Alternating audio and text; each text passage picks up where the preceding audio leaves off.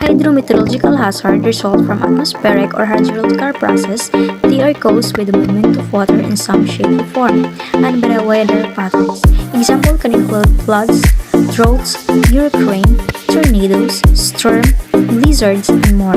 There are the natural hazard, which means they can rarely be predicted and they also not be controlled or stopped by human.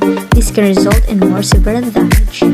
This is like a Mahelam, a first year student from basement, so I'll going to cite the precautionary measure that should be observed before, during, and after the flood occur. Flood is one of the example of hydrometeorological hazard, and it is commonly happening in the Philippines.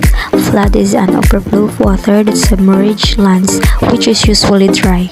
Floods can also occur in rivers when the flow rate exceeds the capacity of the river channel, particularly at bends of meanders in the waterway. Floods often cause damage to home and business if they are in the natural floodplains of rivers. Of all the natural disasters, floods are most frequent and are by far the worst in terms of total amount of lives they claim, injuries they caused, and high amount of property damage.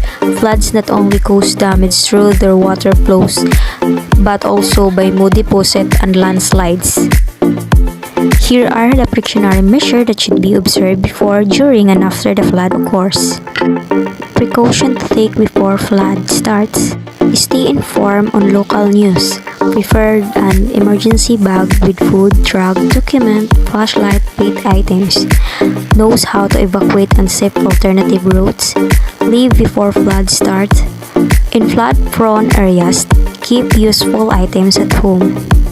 During the flood, disconnect electricity and gas. Don't walk or drive in flood water. Gate to higher ground.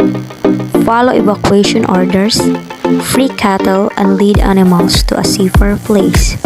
After the flood, avoid contact with flood water and swimming. Don't touch power lines.